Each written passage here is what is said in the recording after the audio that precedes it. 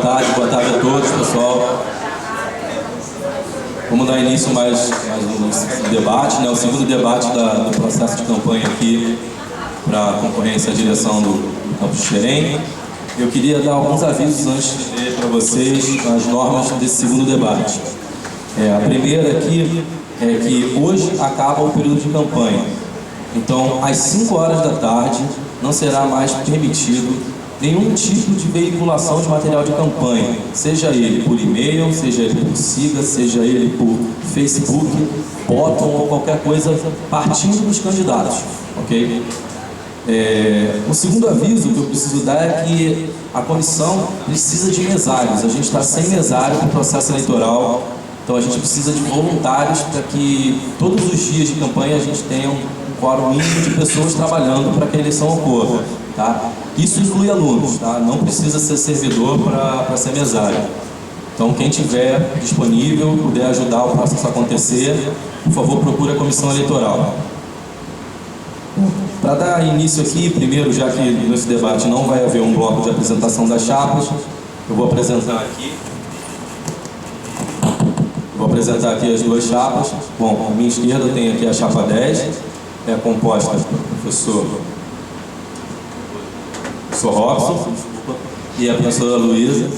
E a minha direita tem a chapa 20, composta pelo Juan e pelo professor Herbert. Tá bom? Eu vou ler então as normas aqui para vocês.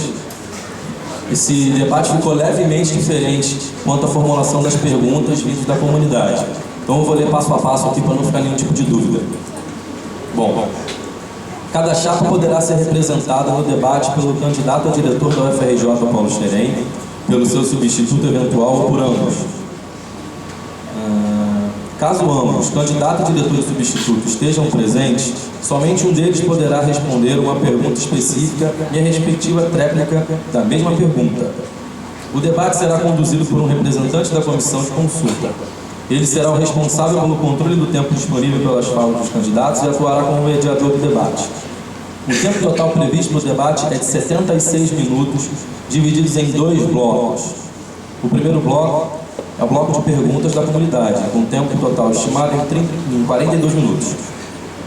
Os integrantes de cada grupo que compõem a comunidade da UFRJ, Paulo Xerém, discentes, técnico-administrativos e docentes, terão a chance de elaborar as perguntas para as chapas. As perguntas serão escritas em papel fornecido pela comissão de consulta às 11 horas e 45 minutos, 15 minutos antes do horário previsto para o início do debate. Até às 12 horas, as perguntas deverão ser dobradas e entregues aos representantes de cada uma das categorias da comissão. Ele será o responsável por colocar o papel dobrado em cada sacola específica, de acordo com a identificação feita pelo responsável pela pergunta. As perguntas serão anônimas. Cada categoria terá, então, 2 sacos, um contendo perguntas destinadas à chapa 10 e outro com perguntas destinadas à chapa 20. A ordem de início das respostas das perguntas pelas chapas será decidida em sorteio no início do debate. Cada representante da chapa da rodada pegará dentro do saco uma pergunta. A pergunta será lida pelo moderador.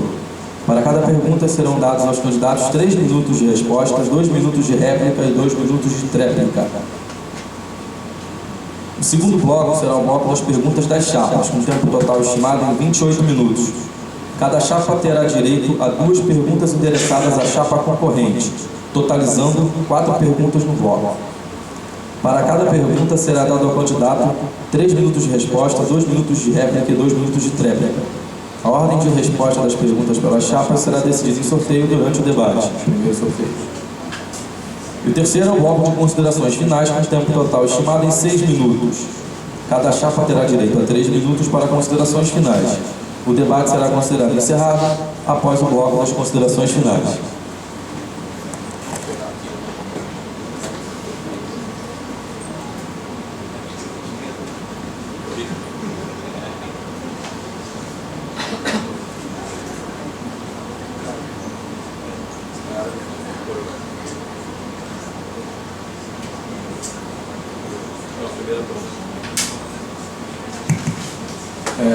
O sorteio aqui, o primeiro a responder as perguntas da comunidade será então a chapa 20. Então, eu peço que vocês peguem um dos sacos aqui, por exemplo, professores, a chapa 20 e sorteiem uma pergunta.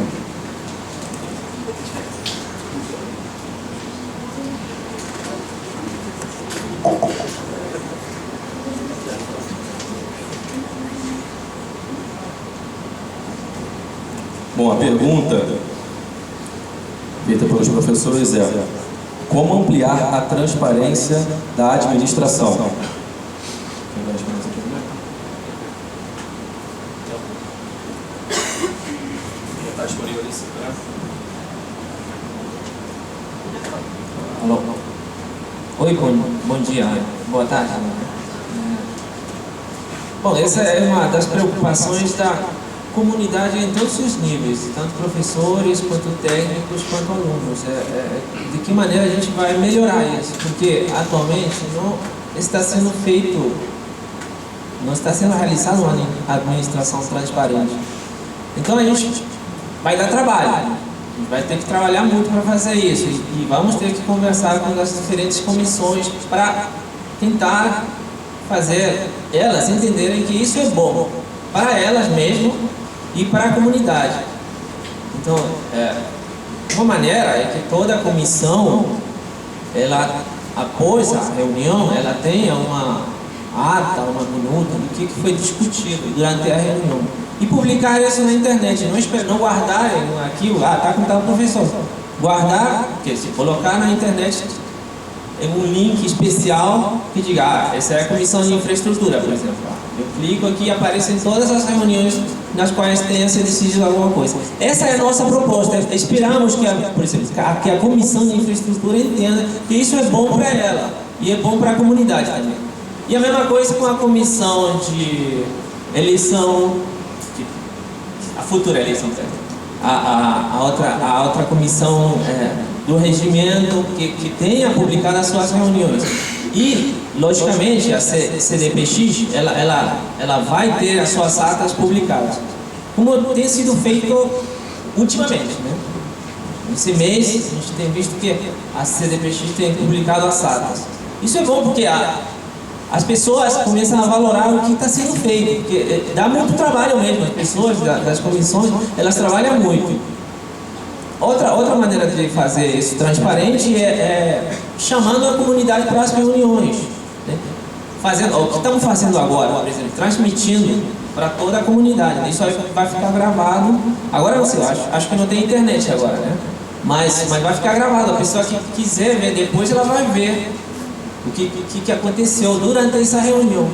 Tudo bem que não vai poder ser feito em algumas oportunidades, né? Mas pelo menos testar, né? E sempre chamar as pessoas.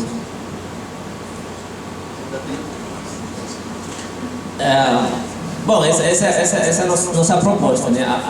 A nossa chapa, ela tem primeiro falado com a comunidade, com os técnicos, com os alunos e com os professores, para ver o que elas precisam.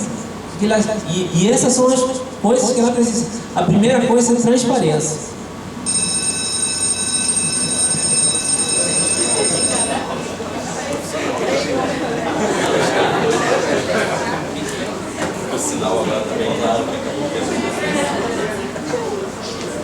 Uma evolução, né?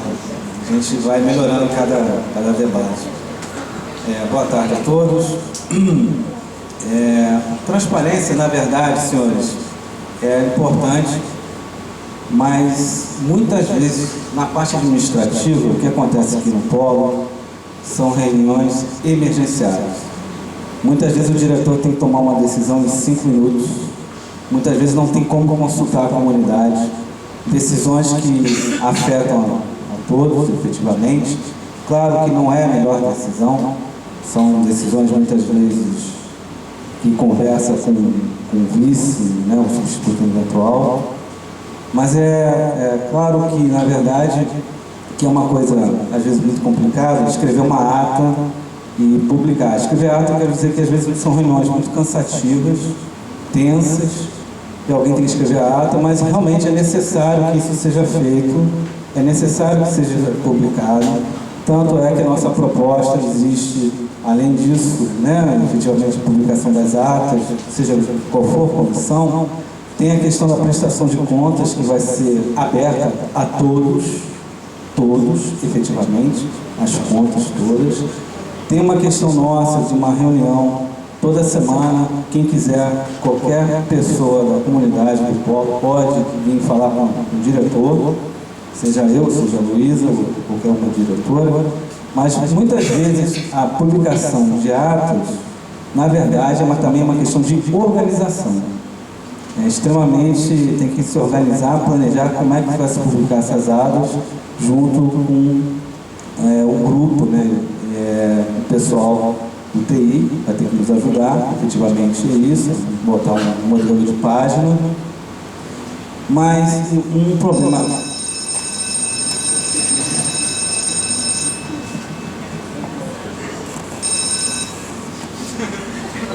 Vai dar trabalho, sim, né? Vai dar trabalho fazer isso. A nossa proposta vai ser essa. Vamos fazer isso. É muito mais fácil você tomar a decisão entre um grupo pequeno, porque você não tem que convocar muitas pessoas para decidir alguma coisa. Vai dar trabalho. Nós nos comprometemos a fazer isso.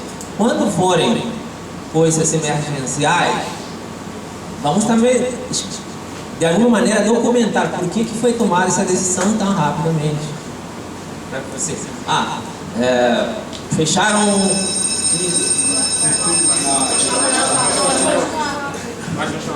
fecharam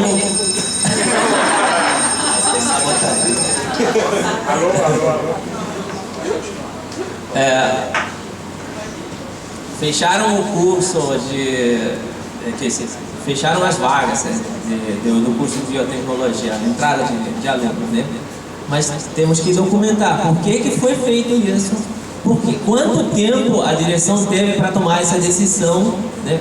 Realmente foram 5 minutos? Foi um dia? Foi um mês? Foram 5 meses? Então, para a pessoa poder entender, vocês poderem entender por que essa medida foi tomada dessa maneira, né? Porque é uma coisa que afeta todos vocês. É muito perigoso. Você carrega, a direção carrega a responsabilidade sozinha de uma coisa, de uma decisão que deveria ter sido tomada por todo o corpo. É mais fácil a gente distribuir a responsabilidade. Vamos convocar a todo mundo, vamos decidir isso, vamos colocar na internet para todo mundo saber o que estamos fazendo.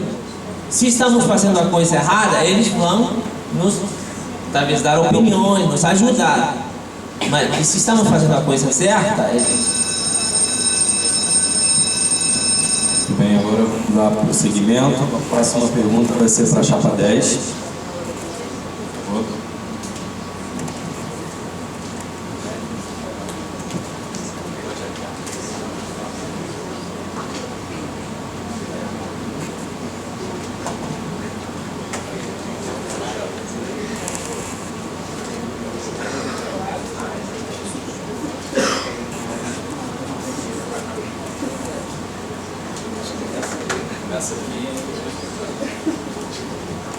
Vamos lá. Temos no nosso campus diversos docentes das áreas de física, matemática e computação. Vocês têm uma proposta de pós-graduação na área de bioquímica e biologia molecular.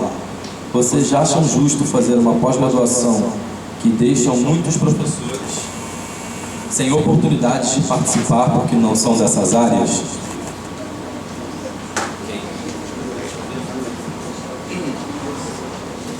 Então, primeiramente, bom dia a todos.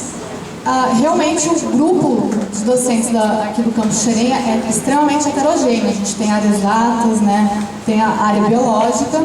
A gente tem essa proposta de implementação já para esse ano, desse programa multicêntrico vinculado à Sociedade Brasileira de Bioquímica, porque é a sociedade atual que ofereceu essa possibilidade de multicêntrico. Poderia ter, por exemplo, da Sociedade de Biofísica, da Sociedade de Física, outras sociedades poderiam se mobilizar a isso. Há uns 3 anos atrás, inclusive, o candidato a diretor de ensino da chapa adversária iniciou um processo para se construir uma pós-graduação acadêmica aqui, multidisciplinar, Só que eu não sei exatamente qual o motivo ou quais as dificuldades disso não ter, de fato, sido implementado. A meu ver, criar uma pós-graduação multidisciplinar com várias áreas é extremamente complicado, porque na CAPES, que é o que rege, né, o ensino superior, a gente tem áreas de concentração. Então você tem que ir lá escolher as suas áreas específicas para vincular seu programa de pós-graduação. E além disso, você também tem que estruturar as disciplinas do mestrado. Imagina uma disciplina, um curso de pós-graduação, um mestrado, tendo física, matemática, biologia, áreas muito específicas, né, que podem ser aprofundadas, e seria uma pós-graduação extremamente heterogênea e não muito focada, provavelmente, na linha de pesquisa que o aluno tem interesse. Então, a meu ver, assim, a gente já discutiu também isso anteriormente, seria uma coisa extremamente complicada de se implementar. E além disso, atualmente a gente tem um problema extremamente grave, que é a falta de estrutura de laboratórios para pesquisa, né? A gente não, por exemplo, a gente não tem laboratório de pesquisa na área de física, matemática, computação a gente tem um TexComp, né, que foi inaugurado recentemente. Então a gente precisaria ter estrutura de laboratório para também interligar todas as áreas, né? Mas em termos burocráticos, digamos assim, com a CAPES a gente tem essa dificuldade de vincular esse programa de pós-graduação a uma área da CAPES. Qual área escolher, né? Então, já foi feito várias discussões, há 3 anos já se iniciou esse processo aqui, mas de fato não foi, acho que, implementado ou encaminhado alguma coisa para aprovação no conselho e tudo mais. Então, acho que tem realmente impedimentos para isso, né? E talvez ainda um grupo docente coeso, né, com produtividade, que pudesse então se enganjar nisso, né? Porque para a CAPES a gente precisa ter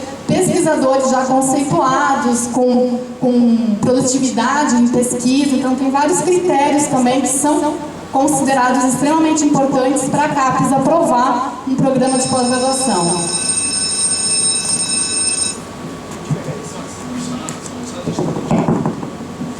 Então, bom dia a todos.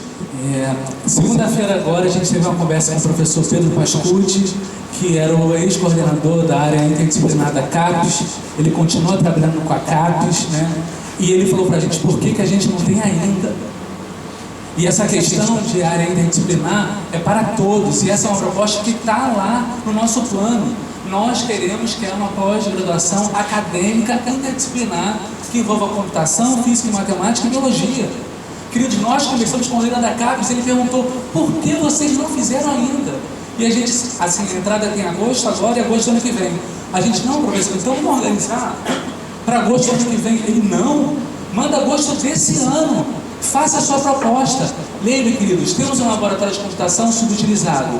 Física e matemática são áreas, tem áreas de computação, mas tem áreas teóricas. Isso é para ontem. O nosso campus só vai crescer, queridos, quando a gente tiver uma pós-graduação acadêmica aqui, quando a gente fizer pesquisa aqui. Isso aqui só vai virar um centro de excelência no dia que a gente tornar esse lugar aqui um centro de pesquisa, para ser reconhecido nacionalmente e internacionalmente. Queridos, a hora é agora. A gente tem que mudar esse conceito. E o professor falado em questão é o professor Francisco, que lutou e nunca foi escutado e nunca foi aceito as suas ideias. Isso tem que acabar. Nós precisamos escutar as ideias dos colegas e ajudar que os sonhos dos colegas se tornem realidade. Essa é a nossa proposta, queridos. De todos nós, o que nós queremos aqui é um centro de excelência.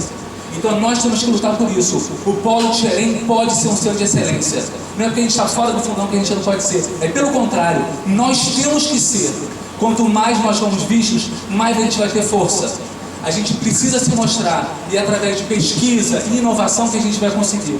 Nós temos um campo único, queridos. Ele já deu uma proposta para a gente na nossa conversa de cenário de nanobiotecnologia, e a gente já conseguiu fechar as coisas.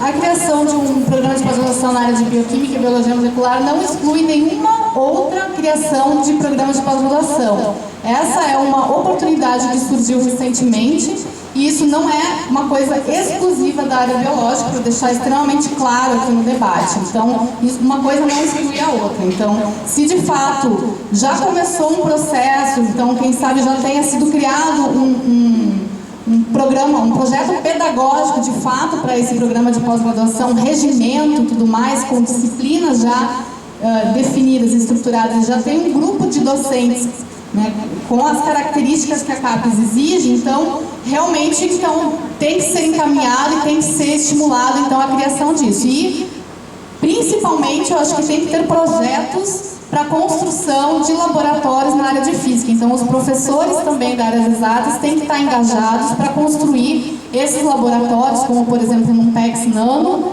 né, que é extremamente importante, porque a gente precisa, não adianta criar uma pós-graduação e continuar fazendo pesquisa no fundão. Isso é uma coisa realmente que não incabível, assim. Tem que ter pesquisa aqui e tem que ter pesquisa no fundão, claro, em colaboração, no INMET, Fiocruz, onde seja, mas acho que é extremamente fundamental ter laboratórios de pesquisa aqui. Por enquanto, de fato, que a gente tem de concreto no PEX-Com, de fato, acho que os professores ainda não estão extremamente enganjados lá dentro, com todas as oportunidades que tem. E o NUPEX-Bio, que acho que já está extremamente consolidado, já tem inúmeras monografias sendo defendidas, né, com pesquisa feita aqui no Polo, né, e futuramente alunos de mestrado fazendo, e já tem, na verdade, alunos de mestrado desenvolvendo as suas dissertações aqui no NUPEX-Bio, né, e em associação com outros institutos de pesquisa. Então, eu acho que é fundamental, antes de criar, antes de ter seleção, é que então tem essa possibilidade. Obrigado. Vamos então agora para a rodada de perguntas dos técnicos administrativos, começando então para a chapa 20.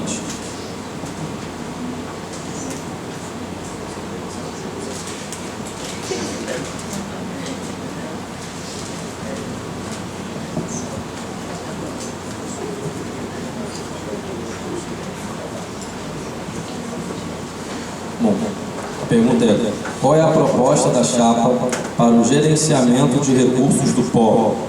Quais critérios serão adotados?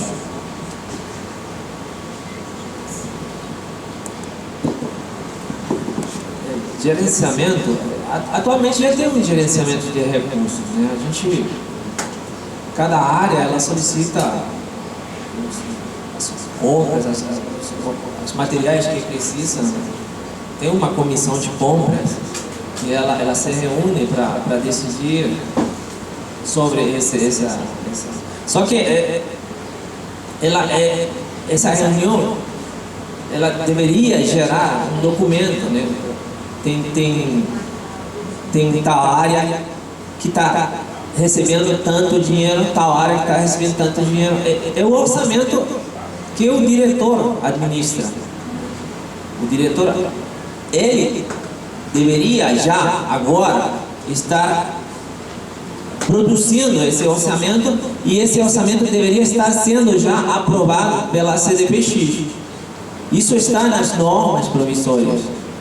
Então, a gente deveria simplesmente acatar o que está feito, o que disse o regulamento, né? Eu acho que deveria ter, é minha opinião, deveriam ter reuniões abertas e chamar a todas as áreas, todos os docentes, os técnicos até, e tentar plantear como que vai ser essa distribuição. Não fazer isso de uma maneira fechada, hermética. Tem que ser, e tem que ser publicado. Porque eu realmente nunca vi uma planilha de gastos aqui. Eu sei que existe. A professora Luísa, ela já mencionou a planilha, que ela viu uma planilha mas eu nunca vi. E ela deveria existir para vocês verem também. É uma coisa que caça, né? Transparência com recursos, com os gastos. Aonde que está indo o dinheiro? Né? E é bom vocês saberem aonde está indo, né? Porque pode estar sendo bem investido. Pode estar, realmente, eles podem estar fazendo da maneira correta. Mas vocês ficam na dúvida quando vocês não veem de que maneira está sendo distribuído esse dinheiro. Então, a nossa proposta é seguir a regra que não está sendo seguida, que é o diretor ele mostrar o orçamento é esse, tem que ser aprovado na CPX e tem que ser publicado em ata. É isso que vamos fazer.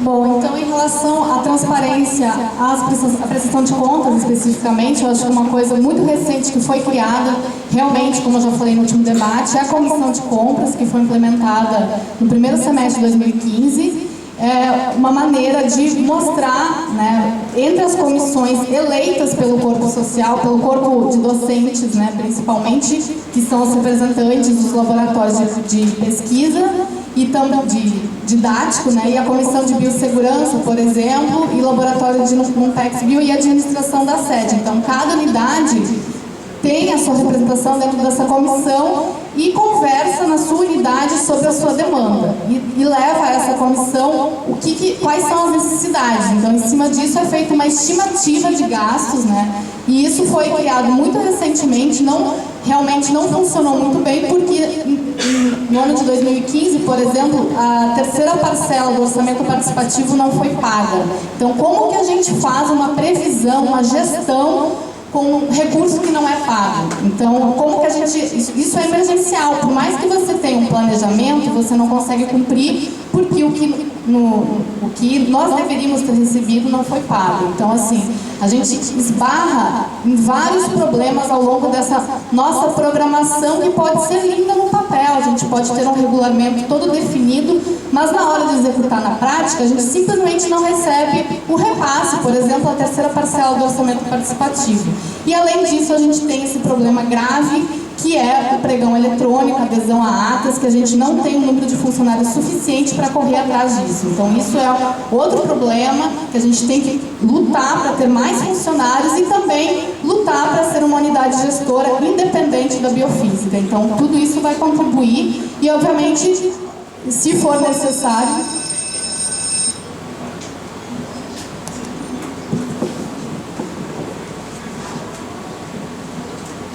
De novo voltamos à parte de transparência, porque essas duas coisas são caçadas. Né? Quando você toma uma decisão assim tão rápida, né? De alguma maneira você deveria prestar contas à comunidade. Olha só, é isso aqui, o orçamento é esse. Aconteceu que a gente teve que gastar muito rapidamente esses recursos por causa disso e aquilo. Mas tem que estar publicado em algum lugar. Em algum lugar eu deveria poder ver isso. E os membros da CDPX, todo mundo deveria poder ver isso. Isso que é transparência. É dessa maneira que a gente vai tentar fazer isso funcionar. Ontem a gente conversou com um funcionário de compras. Entendimos, realmente, falta um funcionário. Tem época assim que ele fica mais tranquilo o serviço dele, mas tem época assim que já chega o dinheiro e chegam os pedidos, né? Então a gente já está vendo uma maneira de organizar esse trabalho. Ele já mostrou para a gente uma planilha que ele está elaborando por iniciativa própria. Já demos ideias para ele. A gente tem experiência com desenvolvimento de sistemas. Então, já conversamos de que maneira pode ser o trabalho dele mais fácil para poder fazer esse gasto, né, que às vezes é emergencial, de maneira mais rápida e servir a todos da maneira mais democrática. Não ter que comprar recursos, não ter que comprar coisas com recurso total e por falta de tempo. Que isso afeta todas as outras áreas quando você faz isso.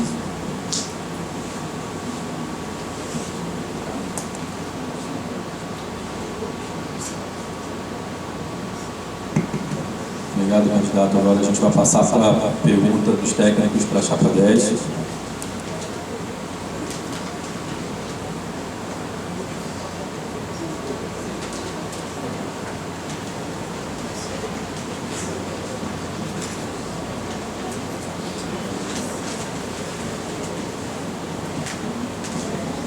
Vamos lá. Quais as políticas que as chapas têm para a valorização da carreira e incentivo de permanência dos técnicos do polo?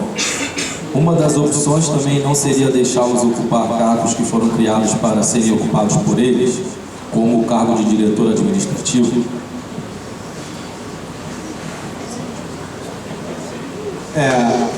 Diferente da progressão de professor, no caso de servidores técnico-administrativos, é importante a EFG, uma maneira de estimular efetivamente os servidores e valorizar o trabalho deles. Eu penso que os laboratórios de Química, Física e Biologia deveriam ter responsabilidade desses servidores, efetivamente, porque eles estão diariamente em contato com o laboratório, dominam o laboratório, estão todo dia lá. Um diretor, a proposta aí na reitoria e brigar por isso. Isso é uma proposta nossa, na verdade a proposta é aberta, é uma ideia que a gente tem, efetivamente.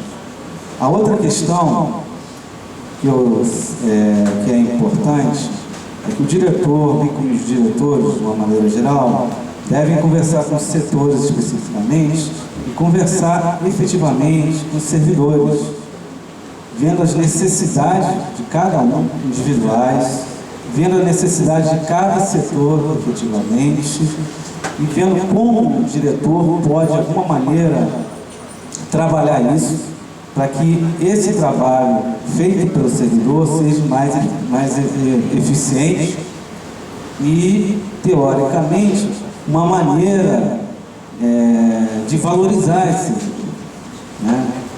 Isso é extremamente importante.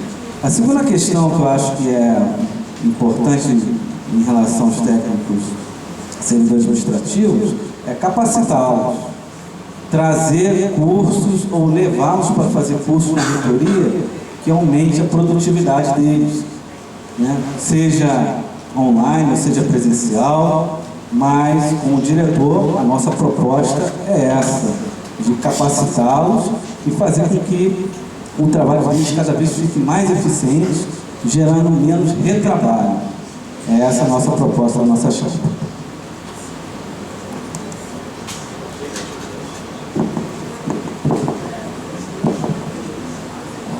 A primeira coisa que a gente pensa é dar qualidade de vida para esse técnico administrativo, que ele não está tendo. A gente vê, visita os laboratórios, eles estão, principalmente de biologia e de química. Eu realmente fiquei triste quando eu vi a situação em que os técnicos trabalham. Então a gente tem que, isso é urgente, tem que dar condição de trabalho para eles. E para os outros técnicos também. Então é isso. Primeira coisa, qualidade de vida. Também o técnico ele precisa, precisa ele fica aqui mais tempo que um professor. Então ele precisa de um lugar para ele ter o lazer. Essa foi uma ideia dos técnicos. A gente aprendeu muito, eu e ele, aprendimos muito das reuniões com eles, com os técnicos, com os alunos, aprendimos muito. Então o que eles nos propuseram é ter uma área onde eles pudessem conviver, uma área de convivência. A gente vai organizar, de alguma maneira tentar ver se podemos construir essa área para eles. A outra coisa é o respeito pelos funcionários, existe sempre um desnível entre professor e funcionário. E eu acho que muitos, até uma pergunta do debate passado foi assédio moral, e até se falou, eu ouvi a palavra racismo nesse contexto.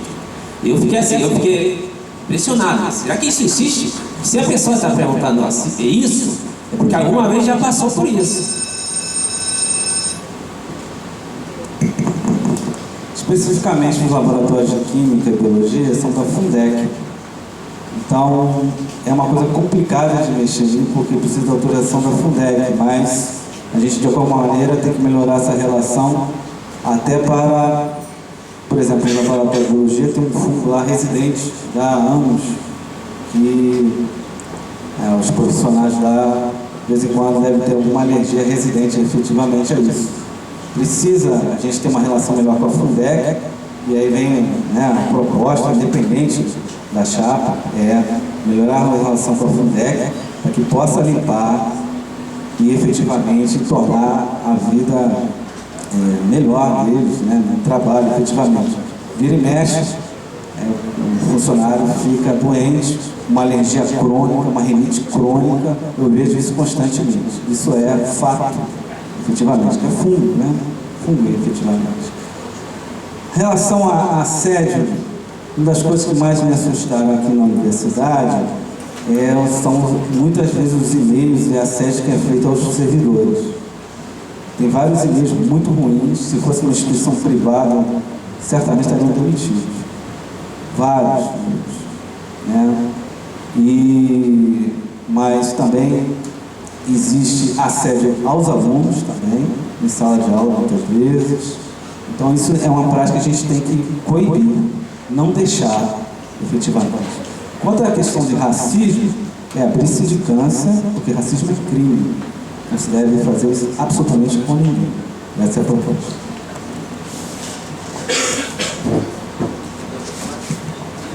Então, encerramos aqui as perguntas dos técnicos. Vamos passar agora para a pergunta dos alunos direcionados à chapa 20.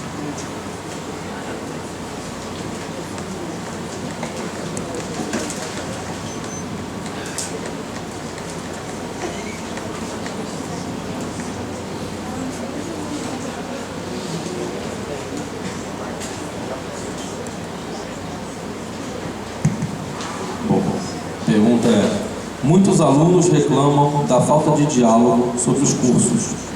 Há pouco ou nenhum espaço para discussão de ideias, sugestões e críticas acerca de como os alunos se sentem em relação às disciplinas.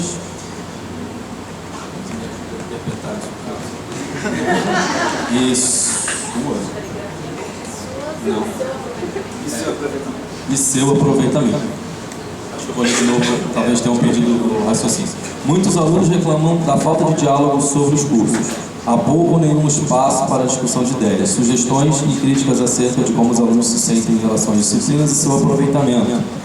Como pretendem promover uma maior atenção ou feedback dos alunos?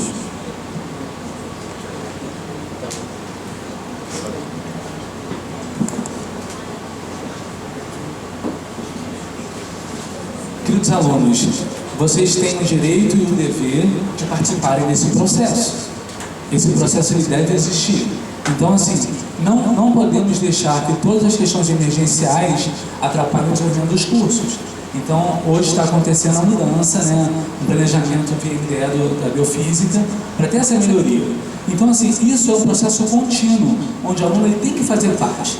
Não só os alunos que estão aqui, mas os alunos egressos. A gente tem que entender. Não sei se vocês sabem, mas a Codesa fez um trabalho fantástico de avaliar como está andando o curso. Vocês já tiveram acesso a esse material?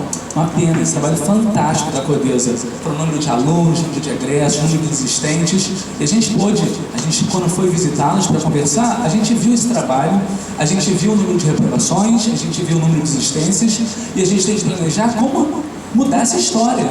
Então, o primeiro ponto, a gente precisa que a orientação acadêmica que os professores fazem perpassem pela Codesa, que a Codesa possa nos ajudar nisso. Por exemplo, o aluno que tem dificuldade em matemática e física não pode pegar um semestre e encher de disciplina, fazer 32 créditos de 8 às 5 todos os dias.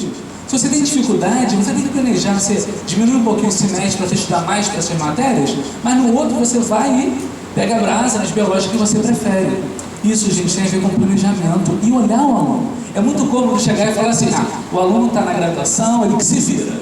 Vai lá, né, já saiu do colégio, né, vai lá e se vira. Só que a gente vê que os alunos hoje em dia chegam cada vez mais novos à universidade e mais inexperientes. Então nós estamos aqui como professores, servidores e os próprios alunos, temos que nos ajudar porque a gente tem que vencer essas barreiras. Essas barreiras têm que ser vencidas.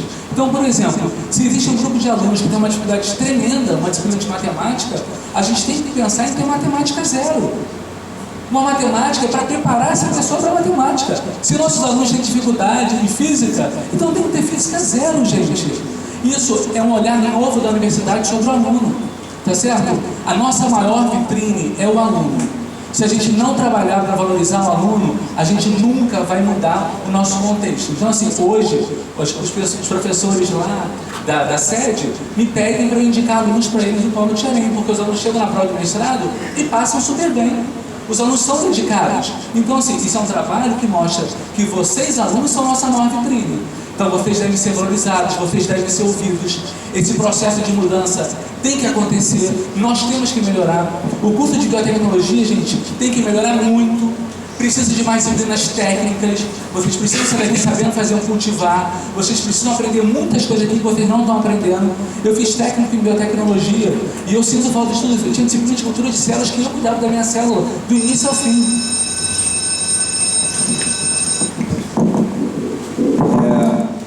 Como diretor de graduação, o que eu vi ali, a gente não tinha secretaria acadêmica. A Codesa trabalhava arduamente para tentar manter as disciplinas e funcionamento do curso de graduação. Posteriormente, com a entrada dos novos servidores, teve-se uma secretaria acadêmica e a gente implementou que cada coordenador de cada curso atendesse o aluno um dia na semana. O coordenador fica um dia na semana para atender o aluno, efetivamente. Isso foi feito, efetivamente. Uma outra questão que é importante, precisa que nós, professores, orientamos esses alunos, né? A nossa orientação de disciplinas que o aluno deve ou não puxar é muito baixa aqui no Polo. Não há adesão dos professores orientadores no programa do Polo. É muito baixa, efetivamente, né? Isso é extremamente importante para que esse aluno não fique repetindo a matéria várias vezes ou que ele tenha uma evolução na grade melhor do que antes, né? Efetivamente. Na questão referente ao curso de Biotec, o curso de Biotec é um curso multidisciplinar, feito na sede. Depois do projeto pedagógico, né, que foi implementado, o curso precisa ser reconhecido, para depois ter uma reforma nesse curso que já teve. E eu acho que, na verdade, o curso de Biotec é um curso campeão aqui. Nós vamos ter 27 monografias defendidas agora. É um curso onde os alunos passam em vários concursos, seja no Unimetro, seja na Biofísica. E é um curso, na verdade, é um curso de maior dinamismo aqui no campus.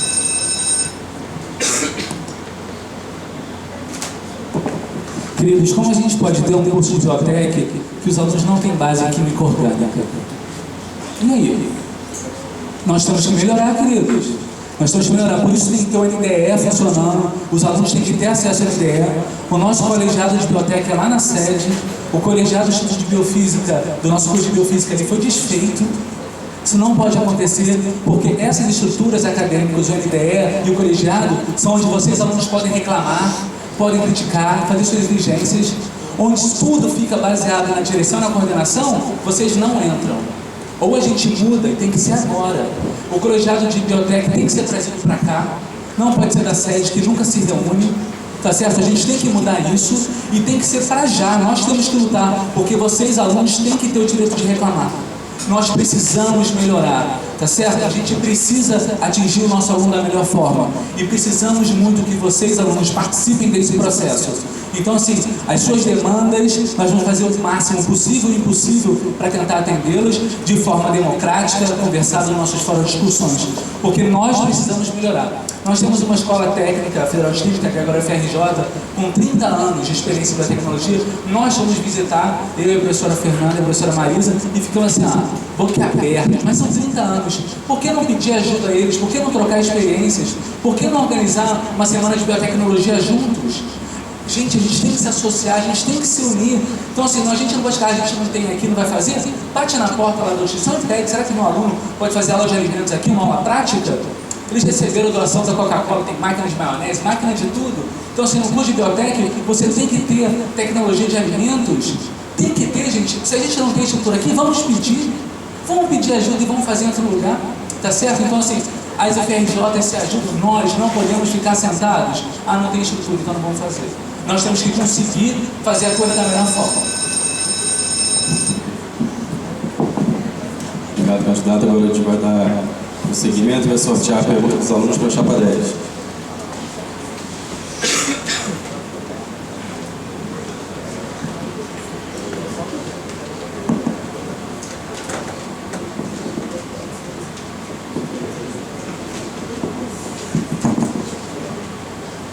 Em Santa Cruz da Serra, deve haver o mínimo necessário para o acolhimento de todo o corpo universitário. Como será tratada a questão da saúde em relação ao atendimento emergencial e psicológico no novo campus?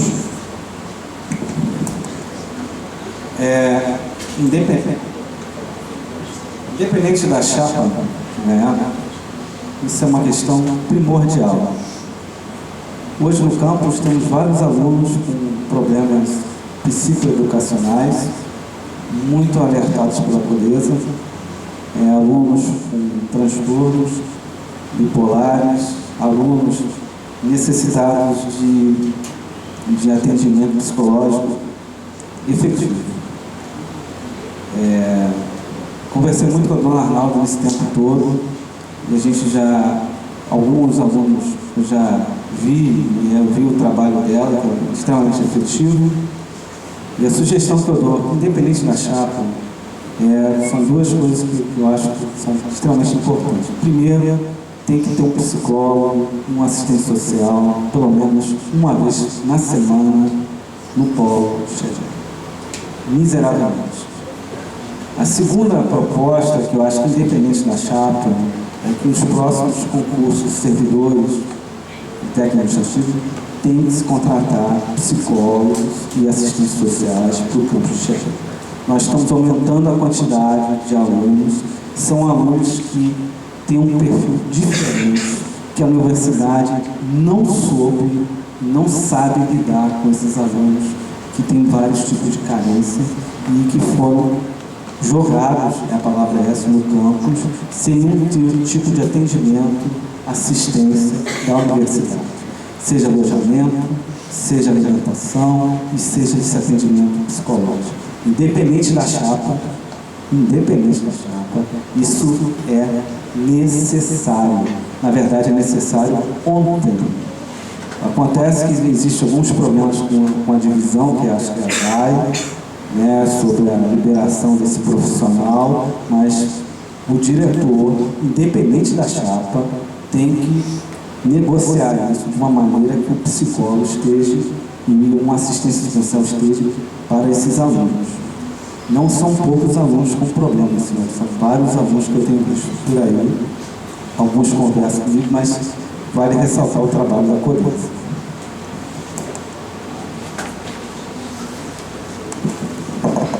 Concordo extremamente com o professor Robson. Realmente nós precisamos. Nós visitamos a Codesa e a Codesa nos comunicou que tem 10 alunos em atendimento por eles diretamente, e a Codesa exigiu, na nossa conversa, que realmente fosse pedido um psicólogo, e eles comentaram que não entendiam por que até hoje não se conseguiu um psicólogo aqui.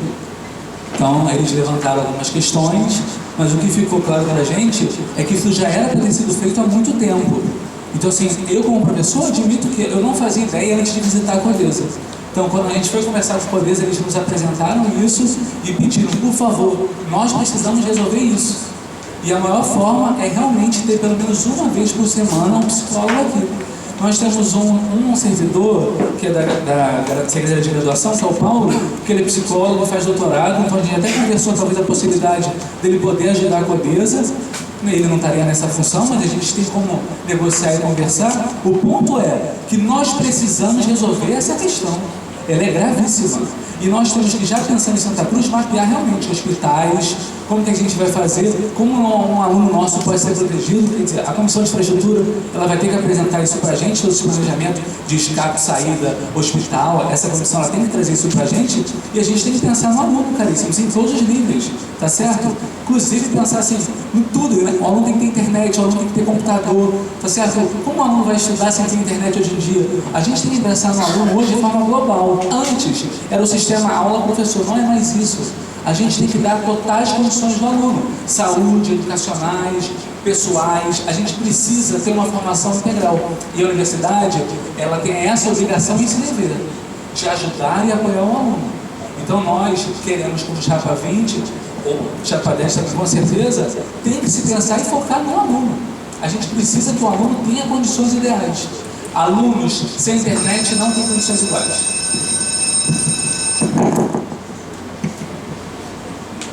A questão é realmente delicada, porque esse aluno muitas vezes não consegue ter uma entrevista, né? Na verdade, às vezes tem uma questão de uma dificuldade até para ele falar o que está acontecendo efetivamente. Muitos desses alunos têm abusos dentro de casa, inclusive. São situações realmente muito dramáticas. E a universidade não se preparou para isso. A universidade olha o aluno como se fosse um mero gerador de nota, um mero gerador. Na verdade, o aluno é muito mais do que isso. O aluno contempla a nossa valorização do profissional, o que a gente anseia por aí, né? Então, o que aconteceu? A gente tentou alguns movimentos com a DAE está com a dificuldade, inclusive, de psicólogos dentro da DAE, quantidade de psicólogos. Na verdade, a universidade precisa de psicólogos, engenheiros, né? As pessoas não param dentro da universidade, né? Fazem muito concurso, efetivamente. Mas, efetivamente, independente da chapa, o diretor, num concurso público, tem que pleitear vagas de psicólogos e assistentes sociais para esses alunos, independente de quem for, porque não são poucos alunos que têm algum tipo de transtorno. Na verdade, uma conta que eu fiz mais ou menos, é mais ou menos 5% dos alunos. Muitos deles, infelizmente, não conseguem ter um atendimento adequado.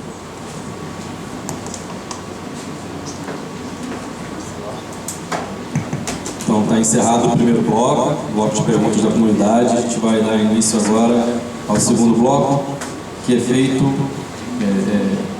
em perguntas de uma chapa endereçadas a outra chapa. Pela ordem do sorteio, então, a primeira chapa que vai fazer a pergunta vai ser a chapa 20. Eles vão ter as mesmas regras do bloco anterior. Quem pergunta, a chapa que vai responder tem 3 minutos, depois quem perguntou tem 2 minutos de réplica e a outra chapa 2 minutos de tréplica. Então, vocês podem começar. Bom, tem 3 minutos para fazer a pergunta, então... Não? A pergunta é livre. Desde que você não faça um discurso, uma pergunta é livre. E a chapa que vai responder tem 3 minutos de resposta, vocês vão ganhar 2 minutos de réplica e a chapa que vai responder mais 2 minutos de tréplica. Então eu vou ter que ser direto. É sobre democracia. Essa pergunta vem me atormentando desde já a gestão do Geraldo. Atualmente, tem um artigo nas normas provissórias, o artigo 9, inciso 9, que existe nas normas provissórias que foi enviada pela Julieta para os docentes, onde disse que é atribuição do diretor ele nomear o diretor acadêmico, o diretor administrativo e os coordenadores. 3 coordenadores de graduação, 1 coordenador de pós-graduação, 1 da TI, eu acho, e tem 1 de extensão. Então são 4 coordenadores, são 3, 4, 5, 6, mais 2 diretores, são 8. 8 votos que o diretor tem em seu poder. Isso desbalança muito, né, a democracia dentro da CDPX. Então, isso inviabiliza qualquer tentativa do corpo docente, ou corpo técnico, ou aluno de levar adiante as suas intenções, os seus pedidos. Então, a gente queria saber se você, na sua chapa, sua gestão, vai continuar com esse esquema ou se você pretende mudar isso.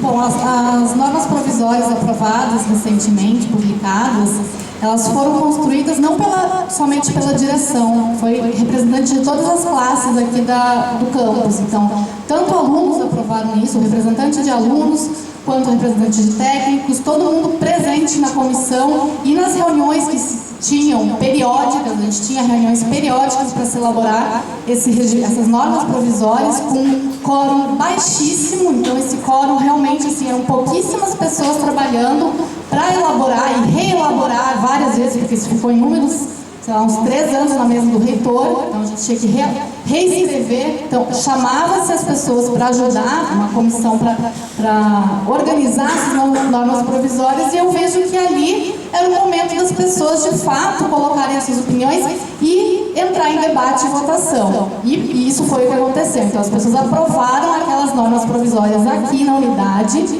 e isso foi encaminhado para a reitoria. Bom, isso, como o nome já fala, é provisório. Se agora, no momento, a gente encara que não estão adequadas, então a gente se discute novamente como foi feito anteriormente, como que deveria ser esse regimento. Então é o que vai ser feito, independente da chapa, vai ter, claro, vai ter que discutir em todas as classes, aprovado aqui no Conselho para ser encaminhado à reitoria. Então, como já foi feito antes, o que acontece é um esvaziamento completo nas nossas discussões, nas nossas decisões muito importantes, como, por exemplo, a avaliação de progressão de docentes. A gente tem quase 50 docentes e nas reuniões aparecem 10 pessoas para discutir isso. O principal interessado é o docente, por que ele não vem discutir isso? Então, as oportunidades para a democracia são dadas, só que eu acho que o que falta é pouco envolvimento geral, então, das pessoas nesse momento. E depois, obviamente, vem as críticas que muitas vezes não se sabe de onde surgem, ou como foi criado esse processo. Então, eu acho que é importante, assim, deixar isso muito claro. As normas provisórias não foi publicado ou encaminhado pelo diretor especificamente. Não é ele que tomou a decisão, não foi ele que redigiu aquele documento, foi a comunidade e os seus representantes. Então isso é uma coisa que muitos talvez não sabem como é construído, né? Então, e o regimento a gente tem que se adequar, então, inclusive, né, para a nossa realidade agora iminente de mudança para Santa Cruz da Serra e mudança com 2 novos cursos, então tudo isso muda também de configuração para a elaboração do regimento mesmo. Então, as normas provisórias é o que está hoje vigente a muito custo, então a gente conseguiu, assim que a gente teve algumas reuniões com o reitor, de fato, um grupo de professores se reuniu e foi na reitoria exigir essa publicação e encontrou uma realidade.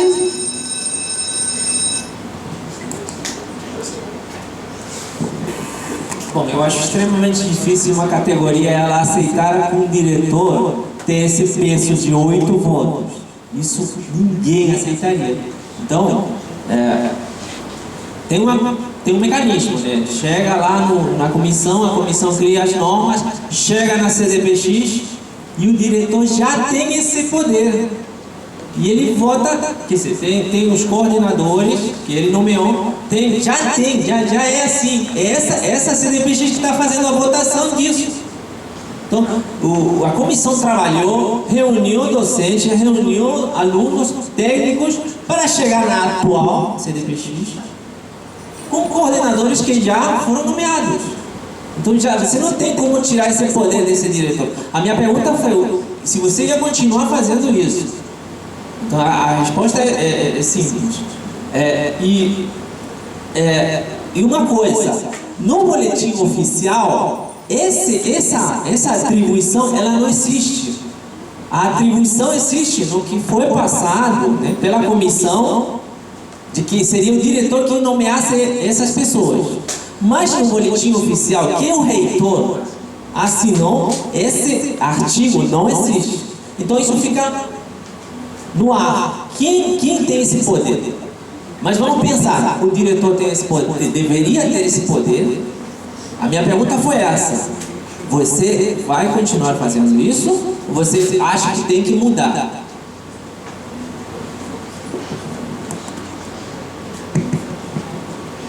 Bom, o que rege atualmente a muito custo foi, de fato, as normas provisórias. E, contrário às normas provisórias, é o momento realmente de se refletir e ver a viabilidade de não seguir um regimento aprovado, né, umas normas provisórias aprovadas.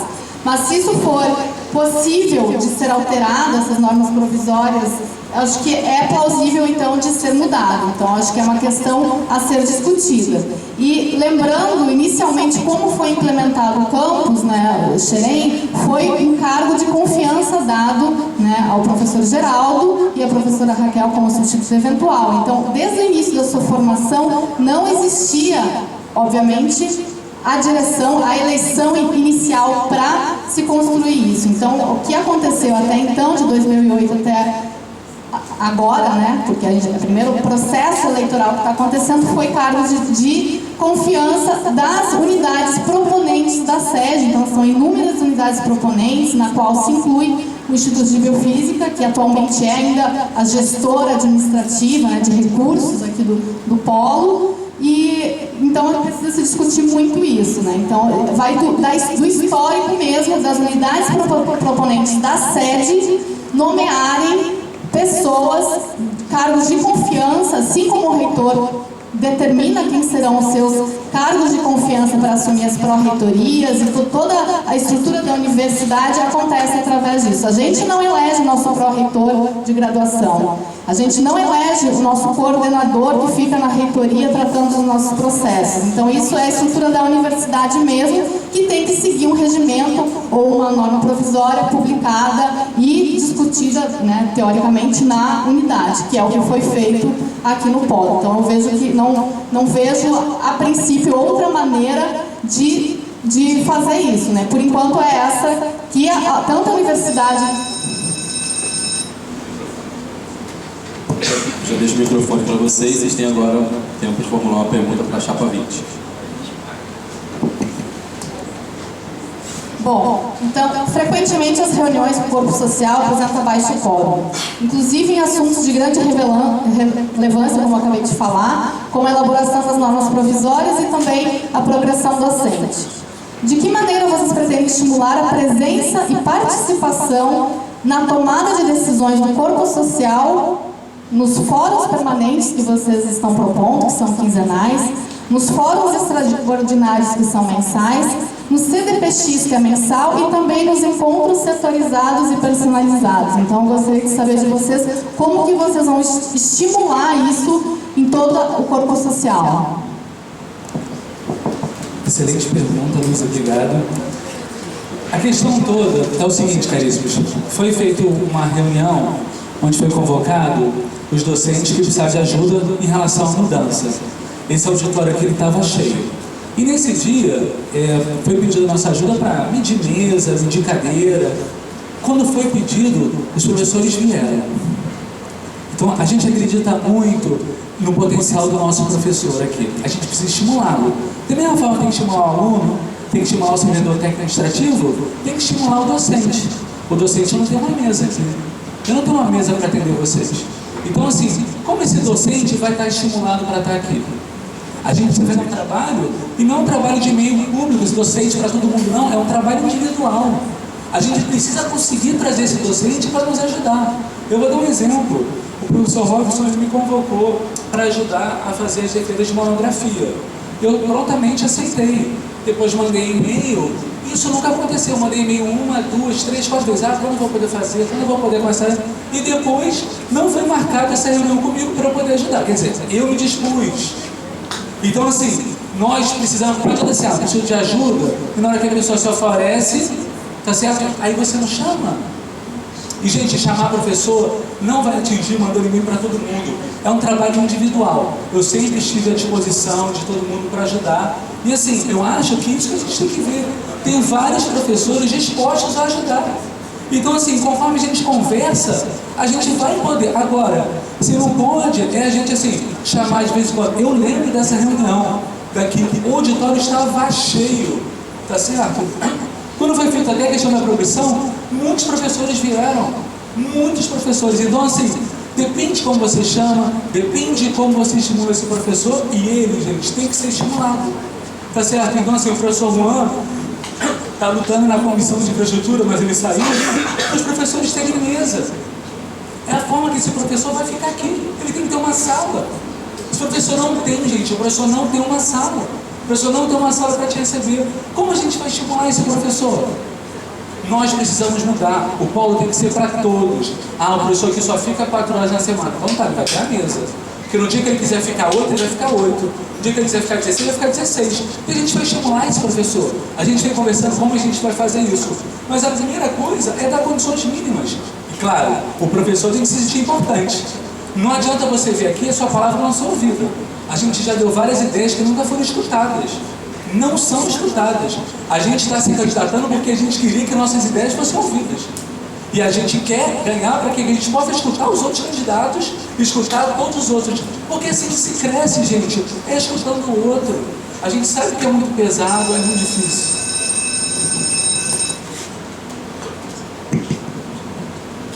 Bom, então precisa realmente se estimular uma maneira de atrair esse professor para cá. E de fato a infraestrutura ela é fundamental para isso. Então recentemente não, quando foi inaugurado aqui esses módulos, a gente a outra direção fez a implementação de salas de professores, né, que é uma área pequena ainda para englobar todos os docentes que estão crescendo ano a ano, mas já é um espaço inicialmente criado para receber esses alunos, esses professores, e é um espaço também que pode ser conversado com alunos. Então, acho que por aí realmente é a maneira de se atrair esses docentes a ficarem aqui e também ter laboratórios de pesquisa e tudo mais. Então, se a gente tiver um acolhimento, um espaço, né, a infraestrutura realmente é uma questão extremamente importante para isso, e futuramente com a transferência da Santa Cruz da Serra a gente conseguiria então ter mais espaço para acolher isso. Mas o que a gente vê hoje é uma representação sempre dos mesmos, né? A gente pode ter certeza que todos que estão aqui são os que estão sempre, né? Então não é uma coisa global, é uma minoria sim, se a gente somar o número de docentes que estão presentes sempre, os técnicos é a categoria mais presente, mais representada, acho que aqui dentro do campus, com certeza, e alunos também, acho que tem ganhado ultimamente uma força maior, mas eu ouço também muitos alunos não se sentindo representados na comissão, né, nas comissões, então eu acho que falta também um diálogo entre os alunos, né? Eu vejo que a conversa entre eles, as reuniões entre eles para levar a direção às suas demandas, também existe uma lacuna muito grande do que é o aluno representante e o que é, de fato, a massa global dos alunos aqui no campus. Então, a gente precisa melhorar essa representatividade.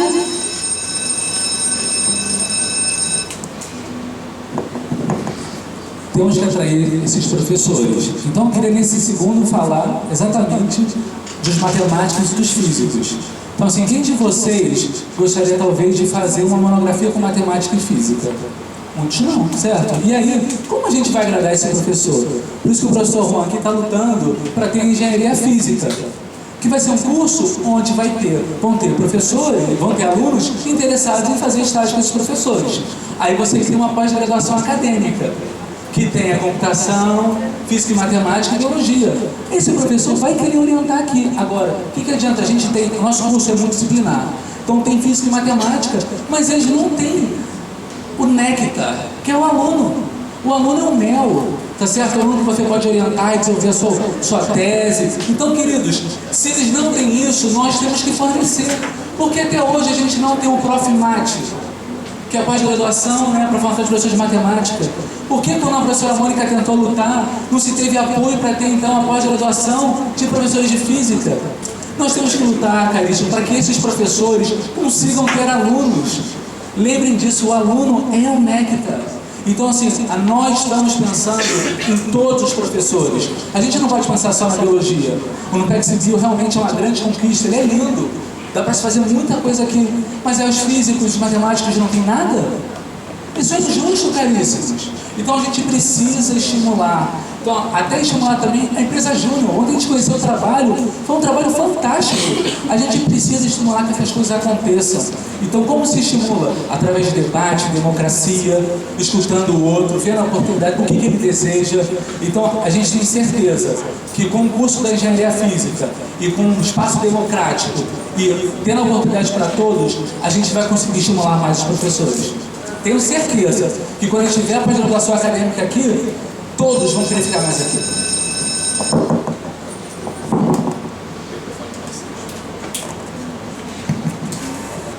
20, vocês têm a oportunidade de fazer uma pergunta agora para a chapa 10.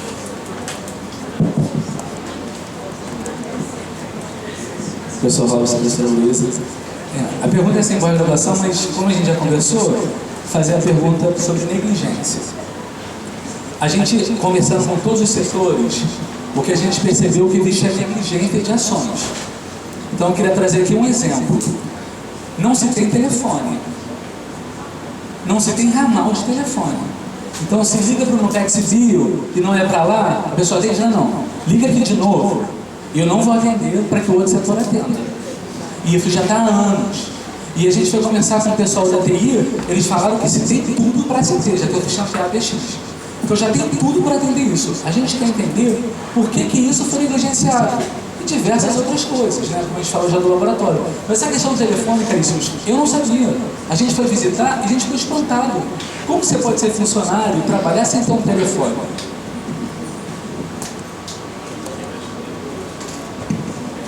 Senhores, o campus, na verdade, é um campus provisório há 8 anos. Né? Provisório há 8 anos, carente de várias partes estruturais. A questão do telefone, uma das primeiras coisas quando eu entrei aqui foi até conversar com o gerente administrativo o porquê que o telefone é dessa maneira. E tinha um problema, eu não me recordo agora, que já tem bastante tempo, tinha um problema em relação à Oi, né, uma questão de cabo, aquela coisa toda, e o pior é que a gente paga a conta sem usar. Existe esse problema efetivamente. Mas isso já foi, inclusive, falado com a sede várias vezes sobre isso, sou testemunha, o próprio gerente administrativo corre atrás dessas coisas todas. E, na verdade, senhores, o que acontece? O campus ele é completamente precário, né? Vastas as nossas instalações sanitárias. Há pouco tempo foi inaugurada a questão da água, o pessoal quase fez uma festa, que é um absurdo, né? Não ter água para o campus. Mas, na verdade, a gente está no estado de precarização já há muito tempo. Por mais esforços que a direção e o gerente administrativo façam, a gente, infelizmente, pela própria geografia e distância, nós somos dependentes da sede. Essa é, de fato, um problema que a gente lida todos os dias, senhores. Não se iludam, porque se hoje nós estamos aqui com luz, eu lembro que em janeiro do ano passado, ficamos eu, o gerente administrativo, Bruno, tentando mapear a questão do gerador. Foi uma luta que a gente ter conseguido. Lembra-se, não sei se vocês lembram, que as salas lá em cima não tinham um ar-condicionado, só podia ligar um ar-condicionado. A gente fez cálculo de quantos kVAs tinha. Então, tudo aqui é muito complicado, né? Tudo é muito difícil para ter estrutura, e são essas vitórias invisíveis. Para terminar um semestre, senhores, e efetivamente, apesar dos danos todos, é uma grande vitória para nós. Né? Eu, como diretor, várias vezes fui na PR6 verificar pagamentos terceirizados, verificar pagamento de geradores, ficava junto com o gerente administrativo ligando para a PR6 para manter o diesel funcionando. Quantas noites, quantos dias eu fiz isso efetivamente? Fora os banheiros. Se vai ter limpeza, se não vai ter limpeza, né? Até minha esposa até depois ficou brincando, pô, só fica verificando se o banheiro está legal ou não sei o quê. Quer dizer, é uma situação muito precária. Então, assim, a questão da negligência, ela perpassa a começar até pelas as decisões tomadas na CDP. Então, e quantas atas, quantas coisas já foram lá propostas e não foram executadas? Passa como só um momento de apresentação de ideias, mas tem muitas coisas. Então, a questão da ata está sendo divulgada, está lá há muito tempo. Então, assim, sobre isso, então vem uma negligência na norma provisória, que tem que ser escolhido um subprefeito que vai ser nomeado pelo reitor. Está lá na norma provisória, um subprefeito. Por que a gente não tem? É uma pergunta que a gente deveria ter escolhido. E o reitor nomeado. E o subprefeito vai participar disso, caríssimos. A gente tem que seguir as normas, a gente tem que seguir o que for defendido na CDT, a gente tem que estar em comunicação constante com a sede, a gente tem que ter um diretor administrativo, né, o Evandro, uma pessoa que vai estar em contato fortemente com a sede. A gente tem que nomear, quer dizer, indicar e o reitor nomear um subprefeito para fazer isso. Está na norma, gente. Por que a gente não tem um subprefeito? É uma pergunta que eu não tenho resposta. Está na norma porque não foi feito. Então, assim, a gente não pode ter negligência. A gente tem que ter ações baseadas nas leis e nas normas. Então, assim, o que nos rege, né, é a norma provisória, a gente tem que seguir. E tem que ter um subprefeito para cuidar da parte de infraestrutura. A gente tem que ter telefone. Gente, tem todo o material para ter telefone. E ramal aqui já comprado. A gente não pode ficar sem telefone. Não existe isso, caríssimos. Então a gente sabe que é muita coisa emergencial, mas vamos nomear então o subprefeito, uma pessoa para cuidar dessa parte de infraestrutura. E cuidar, porque isso tem que ser resolvido. Quem está pagando muito isso são vocês, alunos. Porque os servidores administrativos não conseguem fazer o seu trabalho. Você não tem um telefone. Então, assim, se a gente resolver o problema do telefone, já ajuda muito. E tem que ser lutas, vão ser lutas diárias, mas a gente tem que seguir de acordo com as regras. E, claro, sempre pedindo ajuda. Uma das pessoas mais comprometidas aqui no Polo, eu sou o Evandro. Né? Evandro, modelo de servidor, desculpa falar assim, mas realmente foi uma honra trabalhar com ele. Ele faz de tudo para que esse polo mantenha funcionando. Né? Eu tentava não atrapalhar muito ele. Né? Às vezes a gente ia lá na PRC, eu ia na PRC, falava com as pessoas. Mas, gente, a teoria é muito bonita, a teoria é linda, o papel é maravilhoso, mas a prática é dura, bem dura, difícil, muito difícil. A prática é terrível. Né? Ir na reitoria, discutir com a PRC, discutir contrato, é complicado, gente. Eu acho que é válido tudo isso que a gente está falando, essa discussão toda é válida, mas a realidade é muito diferente. Não se ilude. É uma coisa muito complicada, rigorosa. Né? Porque você tem que falar com as pessoas certas, na horas certas, e tem que achar essas pessoas para, teoricamente, resolver o seu problema. Né? Eu lembro de um pagamento terceirizado nas meninas. O processo é empenhado, tem um empenho e tem que ser pago. Só tem uma menina na PRC que faz um empenho para a universidade inteira. E o empenho dessas meninas de limpeza estava lá embaixo. E eu, como eventual substituto de direção, fui lá e pedi para ela colocar na parte de cima para fazer o pagamento. Então, eu entendo tudo isso, entendo das normas todas, de tudo que é teórico, mas a prática não é bem assim. Independente de quem for ganhar.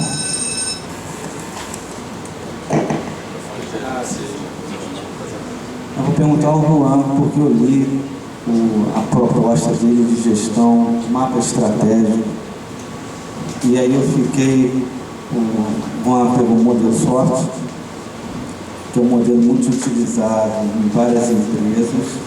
É um modelo interessante, assim, vou fazer só uma introdução, mas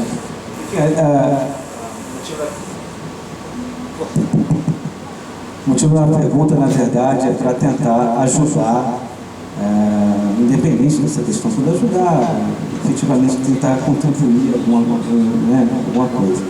O modelo é muito utilizado em algumas empresas, principalmente em sistemas de transporte, em bancos, em algumas universidades, principalmente privadas, já foi utilizado em algumas faculdades públicas, né? Que é uma fotografia, efetivamente, do momento da empresa. Pontos fortes, pontos fracos, aquela coisa toda. Eu, na verdade, nos pontos negativos, que são aquelas fraquezas, mas é claro que isso vai ser discutido com a comunidade, eu senti falta das questões ligadas aos discentes, aos alunos, né, as fraquezas, né, que a gente deveria colocar ali efetivamente, esse modelo é um modelo que, na verdade, tem algumas críticas, porque ele não leva em conta a questão da concorrência. É um modelo que você tira uma foto e aí, se a comunidade não participar efetivamente na construção desse mapa, provavelmente o plano depois de integração não vai ficar comprometido. Então, um dos pontos também que eu achei críticos no seu arquivo que você mandou, sobre a força de trabalho, que na verdade não sei se falta a força de trabalho ou a força de trabalho é fraca, não me lembro direito da frase. Então, fazendo a pergunta, como fazer com que a comunidade, o corpo social, trabalhe mais esses pontos efetivamente do seu mapa gerencial?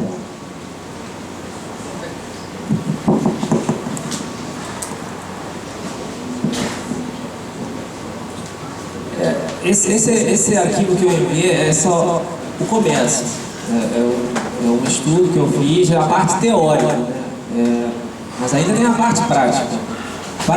E é bom que eu fiquei feliz que você me perguntou isso, porque, bom, independente de quem ganha, é uma coisa, se vocês aceitarem, também é uma coisa muito interessante de ser aplicada aqui.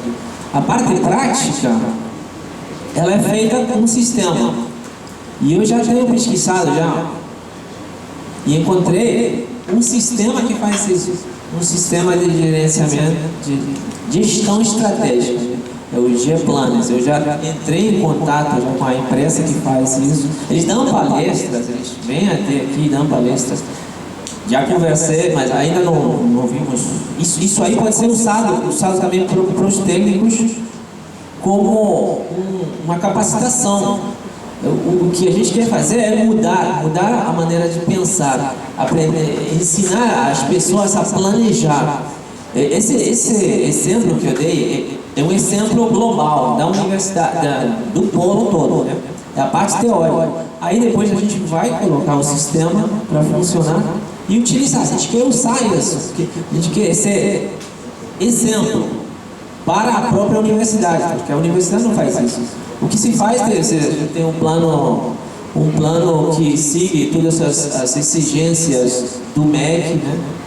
Mas que efetivamente não tem uma maneira de realizar isso. A gente tem, já o sistema está aí.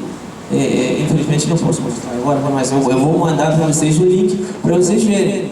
O gestor, a pessoa que está organizando tudo, ele faz esse planejamento em vários níveis. O nível que eu enviei é o nível do diretor, digamos. Ele tem uma visão global. E isso é compartilhado. E novamente a transparência vem aí. Isso vai ser compartilhado. As pessoas poderão ter acesso, cada membro da comunidade poderá ter acesso e ver, por exemplo, na parte, vamos ver um exemplo aqui, os alunos. Como você melhora? Você falou dos alunos, como os discentes eles se incorporam. Como é que o nosso cliente, nesse plano, nosso cliente é a sociedade. O aluno está inserido na sociedade. Então, a gente tem que atrair os melhores alunos do Brasil. E como você faz isso? Você faz melhorando a qualidade da educação aqui, trazendo, digamos, uma maneira indicadores. Quais são os indicadores? Eu vou trazer palestrantes, né, digamos, diferentes palestras, é uma coisa muito longa, me perdoe, mas é muita coisa. Cada mês, por exemplo, temos 5 palestrantes. Na verdade, assim, porque são duas coisas que eu fico um pouco preocupado. Primeiro, que a nossa comunidade tem que começar a aderir mais às questões da direção, às questões de construção aqui do polo. Isso é necessário, seja aluno, os servidores são muito mais engajados, os docentes, na verdade, precisam se engajar mais, efetivamente. Por quê, senhores? Se a gente tiver um mapa não adequado, efetivamente, de Xerém, nosso plano de crescimento vai ficar comprometido. E esse é um ponto que a gente tem que, efetivamente, isso é uma sugestão sua, viu? Isso é uma coisa que é muito importante, a adesão das pessoas em trabalhar com isso. Eu temo porque a nossa adesão, principalmente a gente, eu estou falando como docente aqui, eu vejo a adesão de docente muitas vezes precária. A adesão dos alunos também é importante porque nesse modelo está se trabalhando as necessidades dos alunos. Sem um perfil psicopedagógico que tem que ser feito junto com a Condesa, quem é esse aluno de Xerém, quanto que ele gasta por dia, o que ele consome, quais são as necessidades dele, e esse plano futuro pode, de alguma maneira, ficar defasado. Isso. A outra questão é sobre a concorrência, que é uma coisa meio polêmica, né? Na verdade, a gente tem um concorrente, que é a sede. Eu perco aluno para a sede. Eu perco aluno de nano, perco aluno de biofísica para a sede. Então, eu tenho que ser melhor que a sede. Né? O mapa, o plano institucional tem que fazer com que esse crescimento efetivamente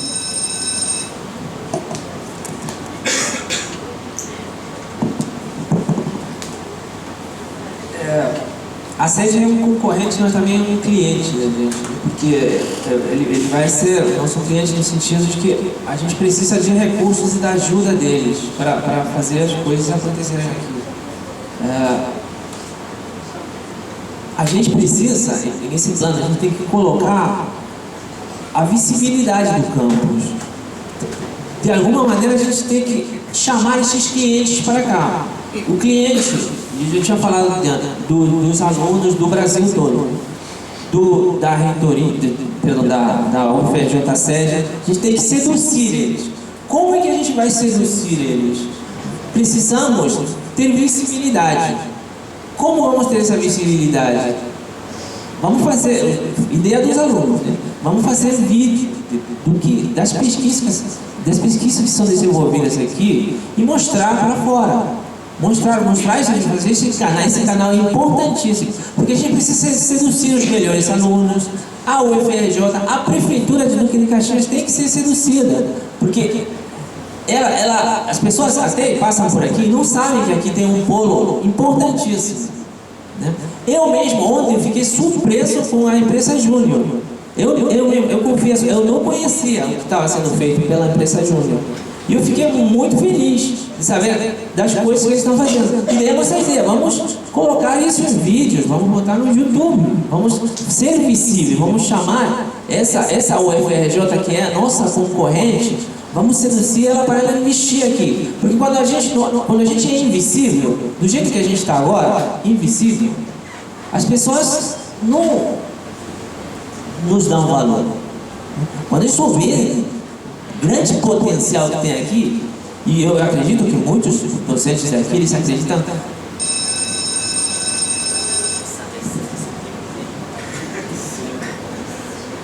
Bom, declaro encerrado então o segundo bloco, o bloco de primeiro das chapas. Vamos dar início agora ao último bloco, que é o de considerações finais, onde cada uma das chapas terá 3 minutos para fechar as suas ideias, concluir suas ideias e a gente dá então encerramento ao debate. Começando então pela chapa 20.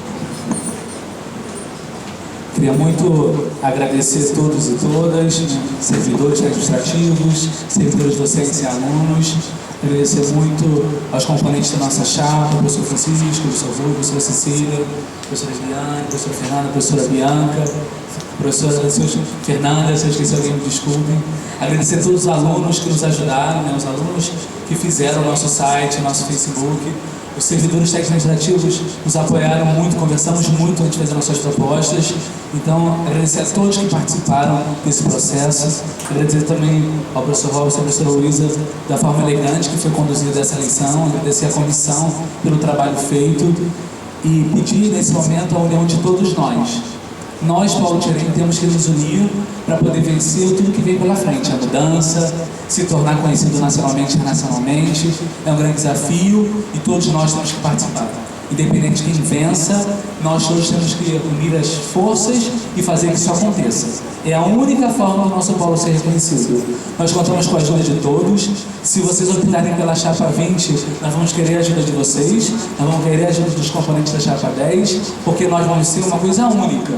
Aqui não é ser uma queda, pelo contrário, é uma mudança de como enxergar o problema, através de democracia e transparência. E claro, e planejamento. Então, muito obrigado mesmo, e contamos com o apoio de todos, contamos com os votos de todos que querem votar na gente na semana que vem. O Emer já falou tudo, praticamente. Eu estou muito feliz nesse momento. É um momento único para a própria universidade, do campus, da comunidade, escolher o seu representante, diretor. Né? Isso aí é único. Tomara que seja um exemplo para a própria UFRJ. Muito obrigado.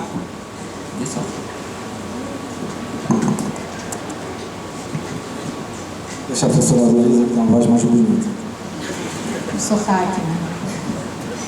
Então, realmente esse aqui é um processo, acho que muito importante para o campus, né? A primeira vez que a gente tem esse início de um processo eleitoral, isso vai ficar na história. Eu me sinto muito feliz por estar participando desse processo como candidata, né, a vice-diretora ou substituta eventual, né, para esse processo. E desde que eu entrei aqui, eu me sinto parte aqui, eu me sinto o campus de Xerém propriamente dito, sabe? Eu estou realmente com os dois pés aqui dentro desde que eu entrei, então isso é uma característica minha desde quando eu assumi em 2011. E quando a gente olha as características da chapa 10, a gente vê que todos os membros da direção, né, tanto a Fabiana na direção de ensino, quanto a Juliane na direção administrativa e o Robson na direção geral, todos eles possuem experiência em todas essas áreas. Eu acho que isso faz uma grande diferença quando a gente olha o perfil dos candidatos, uma experiência construída aqui dentro do campus, né, vivenciando os problemas, havendo já os problemas que estão evidentes, acho que a todo mundo, e tentando propor novas estratégias para mudar isso. Então a gente é uma chapa que propõe realmente coisas novas. Então quando vocês olham as nossas metas, né, propostas divulgadas, a gente vê isso claramente de mudança de gestão, tanto na transparência quanto na comunicação com todo o corpo social. Então acho que isso faz uma grande diferença, essa experiência que a gente adquiriu ao longo desse tempo. E de fato isso aqui é um campus para todos, então a gente precisa estar aqui lutando para todos. Todos nós aqui somos profissionais, então a gente vai estar aqui trabalhando, ajudando sempre o polo. Essa é a minha participação aqui dentro, desde quando eu fiz o concurso e assumi o campus de Xerém como a minha unidade profissional. Então acho que isso é uma coisa muito importante, que deveria ser muito importante para todos que estão aqui. E, obviamente, eu queria agradecer à Comissão Eleitoral por ter participado desse processo de elaboração das normas eleitorais, conduzido muito bem aqui o processo de debate. E hoje, então, é o último dia que se encerra a campanha eleitoral de fato. Segunda-feira começam as eleições, então eu gostaria que vocês mobilizassem os colegas de vocês, gente que não viu nem as propostas ainda ou que não assistiram os debates, conversem entre seus colegas sobre as propostas e votem, reflitam sobre essas duas possibilidades oferecidas para vocês, então, na próxima semana. Então, é realmente gratificante participar desse processo e provavelmente na semana que vem a gente já tem esse resultado aqui, que eu estou extremamente ansiosa para saber. Então, eu gostaria de agradecer a todos que participaram dos debates, né, aqui presencialmente ou virtualmente também, né, que são...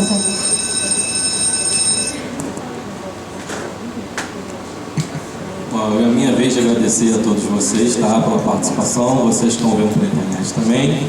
Gostaria de agradecer aos candidatos das duas chapas, obrigado. Agradecer aos meus companheiros da Comissão Eleitoral, que trabalharam bastante para que isso acontecesse.